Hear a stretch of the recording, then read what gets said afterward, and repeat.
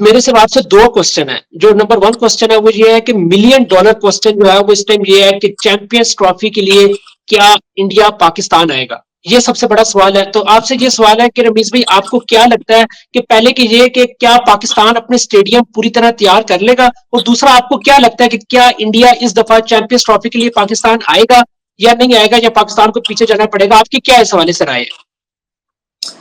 دیکھیں یہ political question ہے. یہ اگر کرکٹ کا سوال ہوتا نا تو میں آپ کو فوراً بتا دیتا اس کا جواب کہ کرکٹ کے پوائنٹ آف ویو سے تو بالکل آنا چاہیے، اس لیے کہ انڈیا کی کرکٹ جو ہے وہ اوپر جا رہی ہے اور پاکستان میں بہت زیادہ فینز ہیں انڈین کرکٹ ٹیم کے اور پلیئرز کے. اور جیسے میں نے کہا کہ میں اس میں بلیو کرتا ہوں یہ دلوں کو جوڑتی ہے، بٹ وہی بات ہے ایٹیٹیوڈز کی وجہ سے یا پولیٹکس کی وجہ سے یہ کوئی اسٹریٹ فارورڈ آنسر نہیں. حالانکہ میرے پاس ایک کرسٹل بال بھی ہے. ٹھہریں ایک سیکنڈ. یہ جو میرا کرسٹل بال ہے نا، یہ بھی میں اس میں سے آپ کو جواب نہیں دے سکتا ہوں کہ کیا انڈیا پاکستان آئے گی، کیونکہ اس میں بھی کنفیوژن ہے اس کرسٹل بال میں. But anyway on a serious note اگر آ جائیں تو بہت اچھا ہوگا.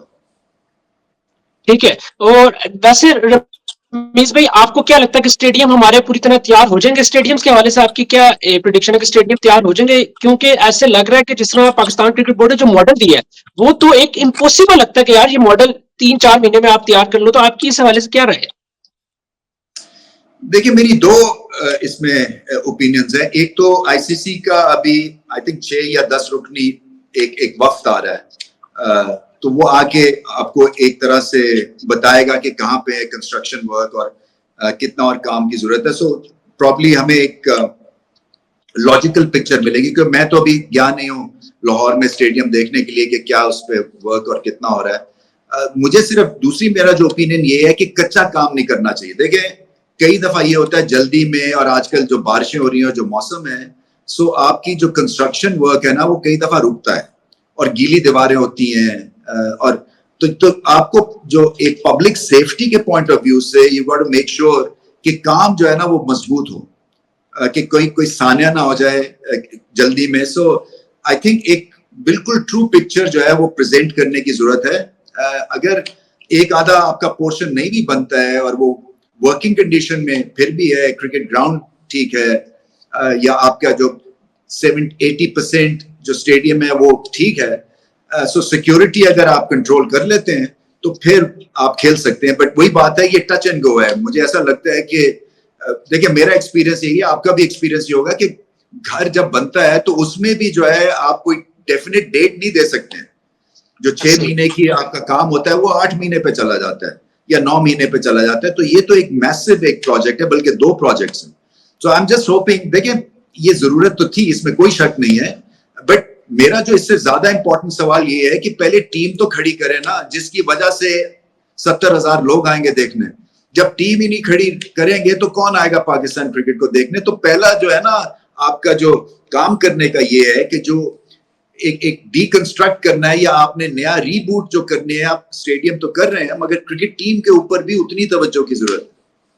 اور رمیز بھائی جو دوسرا کوشچن ہے وہ یہ ہے کہ آپ کے سامنے پاکستان کی کرکٹ کا جو سچی بات ہے وہ جنازہ نکلا ہے. کیونکہ آپ یہ دیکھیں کہ بری طرح جو ہے وہ پاکستان کی پرفارمنس ہوئی ہے، ورلڈ کپ میں ڈیزاسٹر ہوا، آپ اپنے گھر میں بنگلہ دیش سے وائٹ واش ہو گئے. اس سے زیادہ شرمناک بات نہیں ہو سکتی، جو سیدھی بات ہے. تو رمیز بھائی آپ کے دور میں پاکستان کی کرکٹ بہت زیادہ بہتر تھی، حالانکہ اس وقت ہم تنقید کرتے تھے، لیکن اب ریالٹی یہ ہے کہ آپ کا دور یاد آتا ہے جس طرح آپ کے دور میں پاکستان نے ورلڈ کپ کا فائنل کھیلا، انڈیا کو ہرایا ورلڈ کپ میں. یہ سب سے بڑی اچیومنٹ تھی. تو اس کے علاوہ آپ نے جونیئرز کی جو ہے وہ انڈر 19 کی آپ نے کرائی جونیئر کا، تو اس حوالے سے پی جی ایل جو تھی آپ کی وہ بڑی زبردست تھی. اب مسئلہ یہ ہے رمیز بھائی کہ پاکستان کی کرکٹ کا جنازہ نکلا ہے. تو آپ کے خیال میں آپ پاکستان کی کرکٹ کے لیے کیا ایک ایسا سولوشن دیں گے کہ آپ کو لگتا ہے کہ یہ اگر عمل کر لیا جائے تو پاکستان کی کرکٹ بہتر ہو سکتی ہے؟ اور سیکنڈ کہ کیا اگر آپ کو آفر ملے دوبارہ پی سی بی کی چیئرمین شپ کی تو کیا آپ قبول کریں گے؟ دیکھیں میری زندگی بڑی سکھی گزر رہی ہے نا، میں آپ سے گپ مار سکتا ہوں آرام سے. جب میں چیئرمین بن گیا تو میں آپ سے گپ نہیں مار سکوں گا. ایک تو یہ ہے. دوسری چیز یہ ہے کہ یہ جو آپ کا پروسیس آپ نے پیچھے دیکھے نا، بابر اعظم 2-3 آپ نے نکالنے ہیں، 2-3 شاہنشاہ افریدی نکالنے ہیں، تاکہ آپ کے پاس آپشنز تو ہو نا، کہ بینچ پہ ایسے آپ کے پاس آپشنز ہو جو کہ ورلڈ کلاس آپشنز ہو. یا ورلڈ کلاس نہیں ہے تو بہت ہی بہترین ہو. تو اس پروسیس کو آپ کہاں تک پہنچے اس پروسیس میں؟ 2-3 چیزیں جو میں نے کی تھی جو میں سمجھتا ہوں کہ اس دفعہ بھی کرنے کی ضرورت ہے. First class cricket. ایک تو دیکھیں یہ جو ہو رہا ہے نا آپ کا یہ جو 5 یا 6 ٹیموں کا ابھی جو ٹورنامنٹ ہو رہا ہے, ہاں چیمپئنز کپ. یہ چیمپئنز کپ کیا ہے؟ چیمپئنز کپ جو ہے یہ ایک طرح سے جو نئی آپ کی کانسٹیٹیوشن آئی ہے اس کو فیل کر رہا ہے, اس کو نگیٹ کر رہا ہے. کیونکہ آپ نے کیا کیا اینڈ میں کہ وہی 5 یا 6 ٹیمیں جس میں آپ سٹینڈرڈ کے پلیئرز رکھ سکیں وہ آپ نے انٹروڈیوس کیے ہیں. ایسا ہی ہوا ہے نا, کیونکہ آپ یہ سمجھ رہے ہیں کہ بے انتہا کرکٹ ہو رہی ہے اور سٹینڈرڈ ہمارے گر گئے ہیں. سو اس کو سٹینڈرڈائز کرنے کے لیے کہ ہم کریم کو یوز کریں, اور کریم جو ہے وہ آپ کی ان پلیئرز کے اوپر ہے. سو جتنے بھی ہیں 90 پلیئر ہیں یا 100 پلیئر ہیں کتنے بھی ہیں, ٹھیک ہے جی.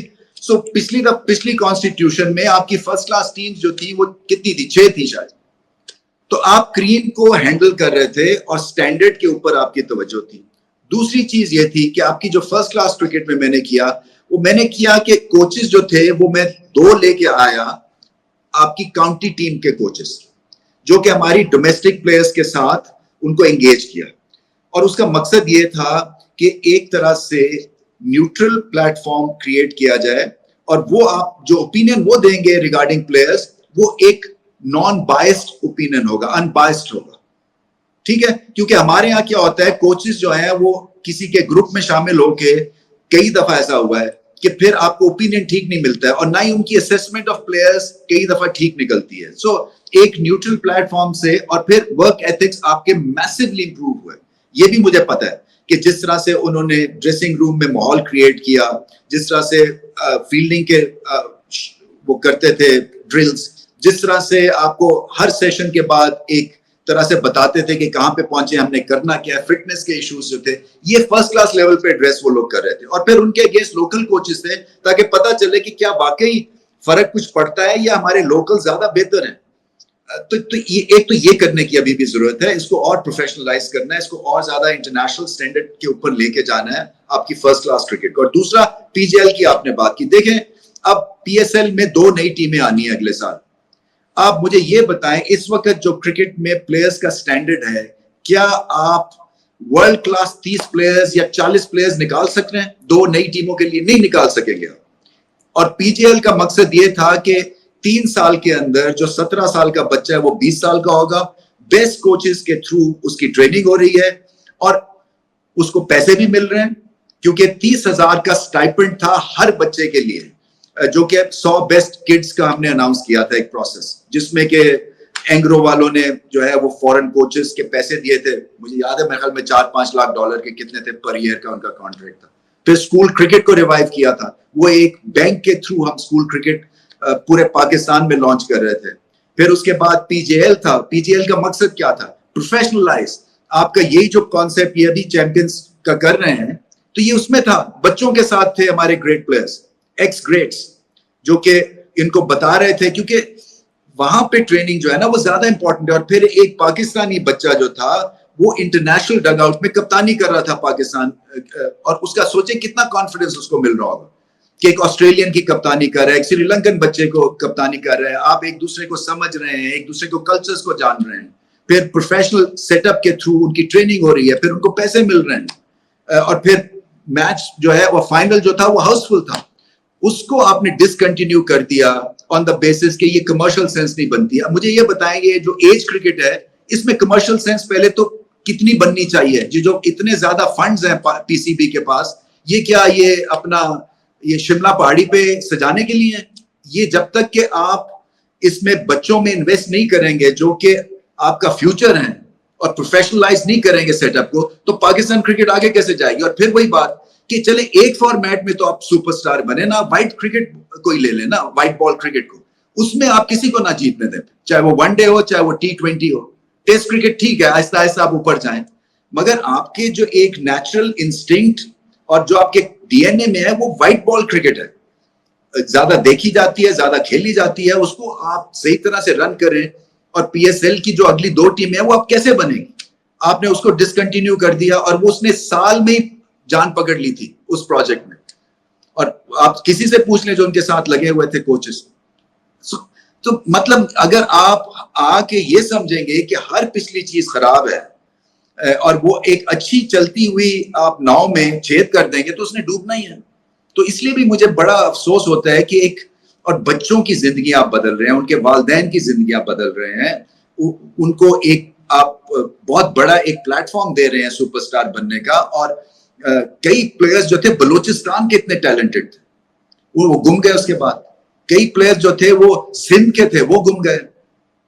تو آپ کے تو وہی بات ہے, جب انٹرسٹ بچوں کا چلا جائے گا اس گیم سے یا ان کو کوئی نظر نہیں آئے گا, کیونکہ یہ پروسیس تھا. پی جی ایل کے بعد پھر انہوں نے P S L, first class, ہر جگہ پیسہ تھا.